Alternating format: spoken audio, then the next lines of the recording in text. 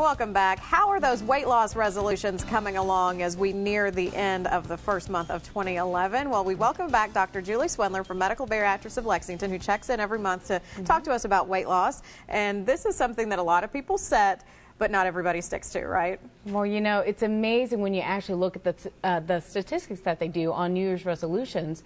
Out of every 100 people that set them, you know, there's really only about 50 people that actually attempt or do them.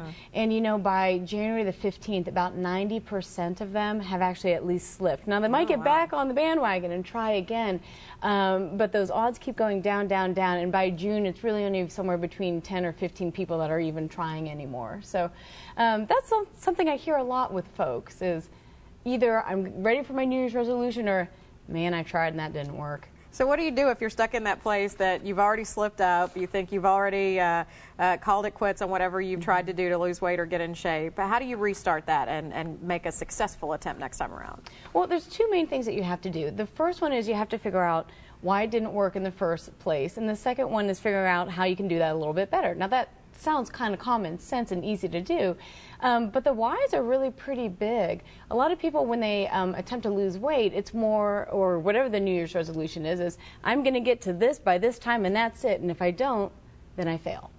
And sometimes those goals aren't really realistic. It's helpful to talk to a professional about, hey, this is what I would like to do, and the professional needs to actually be able to ask them first, okay, well, why? So if somebody's coming to me and they said, I want to lose weight, my first question is, well, why do you want to lose weight?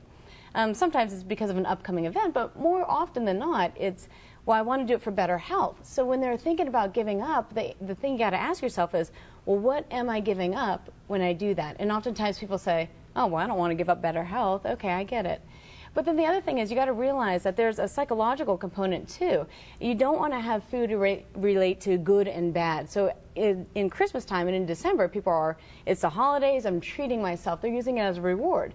Come January 1st, they're saying, I can't do this anymore. So it's automatically a punishment. And food is not a punishment. It's what we need for life. It's just we have to come up with some better lifestyle choices. So we got to kind of battle the psychological part. But then do realize that there's a big metabolic part as well too, and that's where I come into play and other bariatricians. If in December all of a sudden we had a huge load of carbohydrates because of all the sweets, it really does push up our insulin levels. And then because of all the stress of the holidays, it brings it up even higher. And if you remember me talking about, insulin itself causes carbohydrate cravings. So what happens is we go into January, we instantly take all that away, and now you have that nasty hormone making you want to eat more carbs. It's increased that hormone called ghrelin.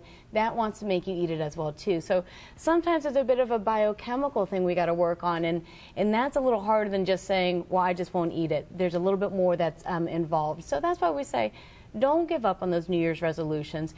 Realize really why are you trying to do it? What's your real goal? And then if you're not quite sure how to get there, you know, seek some help, and that's okay. Apparently everybody does and stuff, so that's the way to be. Yeah, you're not alone if you've fallen off track, and as Dr. Swindler mentioned, just like so many of the resolutions, quitting smoking, getting that support from professionals can make a big difference in sticking with it long term. So, absolutely, you're not in it alone. Thank you so much for sharing that great advice with us, and if you're interested in learning more about Medical Bariatrics of Lexington, you see their phone number and website listed there at the bottom of your screen. We'll be right back with more news and weather right after this.